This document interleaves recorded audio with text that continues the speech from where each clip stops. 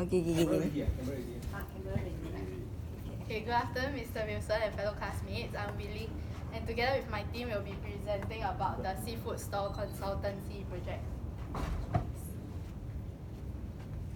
So the main outline of our presentation will include the quantitative and qualitative results and findings, and also the recommendations that we have came up with, and followed by the limitations that we have identified in our project. So firstly is the background. So in light of seafood stores' decision to move towards ethical seafood, we have conducted research to find out more about the target market of ethical consumers and also their thoughts and concerns about ethical consumerism. And also we will be giving recommendations for seafood store in order for them to better understand and also increase their target market.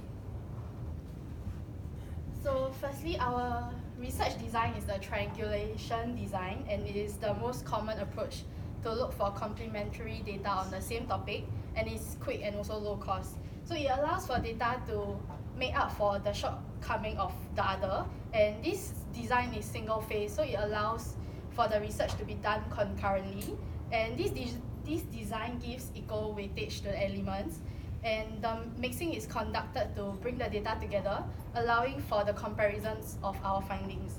And the triangulation design is a mixed method research that consists of dominant quantitative and qualitative research, and both of these are equally important and they run independently.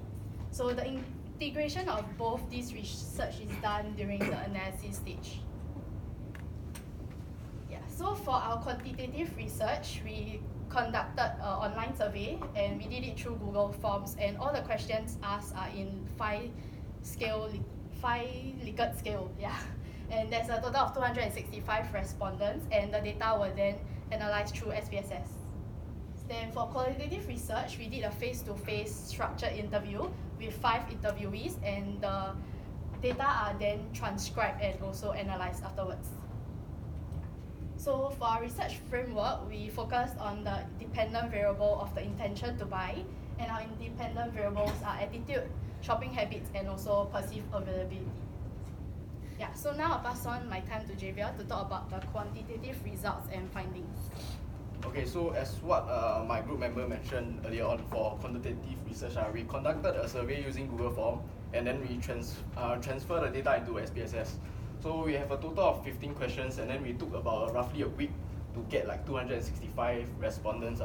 So for this hypothesis 1, which is about consumers' attitude towards the intention to buy ethical products. So let's look at the chi-square. So it has a significance value of 0.00, which is smaller than 0.05. So therefore we can say that it is supported. And by looking at the Spearman value, we reject the null hypothesis as the alternative hypothesis is true. So attitude affects the intention to buy.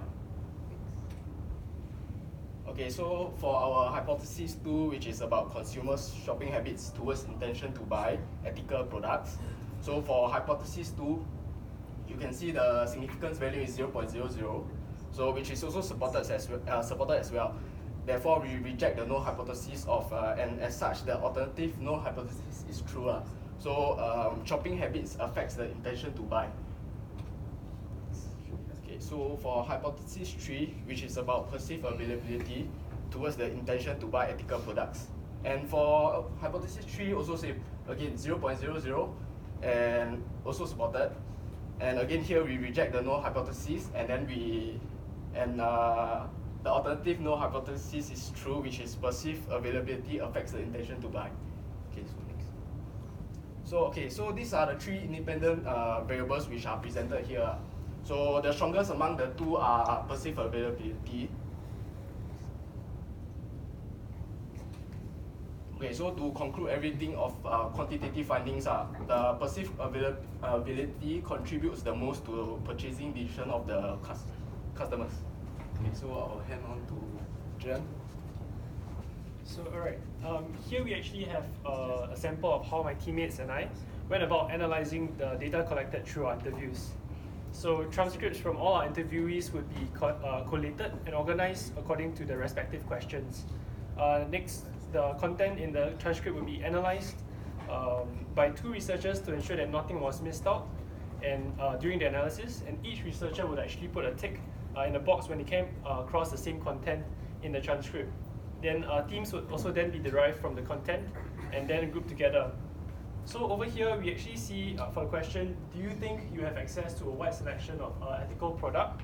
Okay, so the content was analyzed to see if the respondents had or did not have access to a wide selection of ethical products. So the theme derived from the content was accessibility. So the steps were actually repeated for the rest of the questions, and the respective themes were formed for each of the respective independent variables. So for attitudes, we have perception of ethical products, preference for ethical products, and the consideration for environment. For shopping habits, we have purchase considerations, brand loyalty, and brand positioning. Lastly, for perceived availability, we have the themes of accessibility, visibility of ethical products, ability to identify, and also affordability. So here are actually the results from our qualitative analysis. So from which we actually found out that 4 out of 5 of our respondents perceive ethical products to have had and some sort of ethical production process for the product to be formed. 3 out of 5 also found that they perceive ethical products to be environmentally friendly, and 2 out of 5 of our respondents thought that the ethical products are relatively more expensive. So the preference for ethical products, 80% of our respondents actually prefer ethical products to non-ethical products. And lastly, 40% of them actually do not consider the effects of their products with regards to the environment when they purchase them. For our shopping habits, what we found out was actually price was the consideration that they considered the most, followed by brand, appearance, and lastly, frequency of use for the product. And from here, we also found out that 60% of our respondents are keen to explore new brands. This actually shows that brand loyalty is not one of the priorities that they take note of when it comes to their shopping habits. And for purchase considerations, we actually found out that all our respondents do not consciously check for ethical logos when they purchase any products. And also lastly, for brand positioning, all of them would actually change their purchase decision if they found out that the products were actually ethical. For our perceived availability, 60% of them were either unsure or did not have access to ethical products. But 100% of them were able to identify whether the product was ethical or not due to either the packaging or label. So what we also noticed is that only 20% of them consciously notice ethical products when they're doing shopping in the supermarkets or when they're doing their purchasing of products, and 80% of them do not notice. So for affordability, all of the respondents agreed that if ethical products were made affordable, they would definitely purchase ethical products. So for qualitative findings, what we have actually found out is that the perceived availability has the strongest relationship with intention to buy. And this is because 80% of the respondents have acknowledged that they are either unaware or unsure about their access to ethical products. Therefore, how can there be an intention to buy when majority of respondents are unaware of the existence of ethical products? However, all respondents have shown that they are able to identify ethical products through packaging and labels. Therefore, ethical products more identifiable would be able to increase consumer awareness to the ethical products. And also, all have mentioned that they would purchase ethical products if they were made more affordable. And therefore, we actually feel that the qualitative findings support our quantitative findings, where through the Spearman correlation, it reflects that perceived availability has the strongest relationship with intention to buy. Okay, so moving on to the recommendations. The first one that I'll be talking about is online delivery benefit. So this is for consumers who do their grocery shopping online through couriers such as Ninja Van and RedMart, where there's delivery services. So what this benefit does is, if a consumer's purchases include an ethical product, then a price reduction will be given off their total bill after they check out. So this encourages consumers to opt for a different alternative and try out the ethical products, while at the same time getting a discount from their shopping bill. So the reason for incorporating price discounts into this recommendation is because, as mentioned earlier previously in the perceived availability, 2 of the 4 themes are accessibility and affordability. So based on the charts shown a few slides back, 60% of the respondents are not sure or do not have access to ethical products. So in this case, accessibility can be improved. Then another factor is affordability. So in which all of the respondents, they all agree that they would purchase the ethical products if it is made more affordable. Therefore, it can be another point to incorporate into this online delivery benefit. Okay, so the next recommendation is improving the design of eco-label.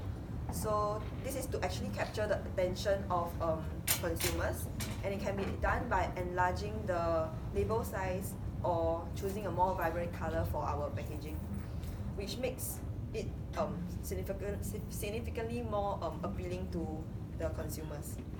So the 2 themes that are related to this are visibility of the ethical products and also the ability to identify the ethical products. So for the first one, 80% of the respondents currently do not even notice the presence of ethical products. So it is very crucial to improve on the packaging so that it looks more evident.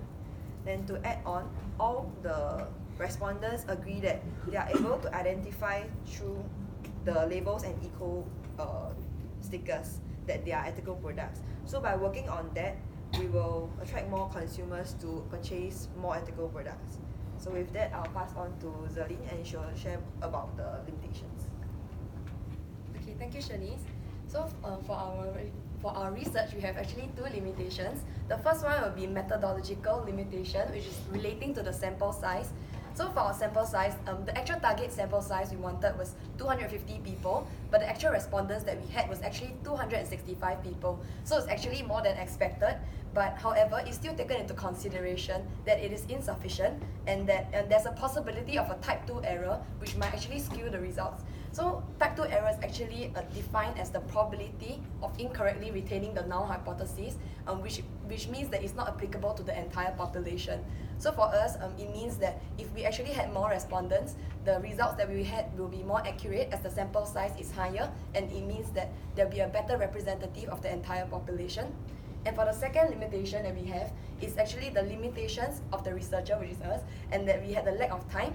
So normally for such research studies, it's actually conducted by professors who actually spend many years to look into collecting and analyzing the data. However, we only had like several weeks before we can come to a conclusion. So with that, given more time, we will be able to have a greater precision and also accuracy of our results. So in conclusion, the perceived availability is actually our strongest factor from our quantitative and qualitative findings. And the second thing is that the limitations are also taken into consideration because it is still insufficient for us to conclude our results and to also leave room for future research improvement. And thereby, at the end of it, we hope that our recommendations, that is formed by the basis of the perceived availability, will be able to increase the target market and also get everyone to purchase ethical products, which resolve the problem of this research. So with that, we come to the end of our presentation and I want to thank you for your kind attention.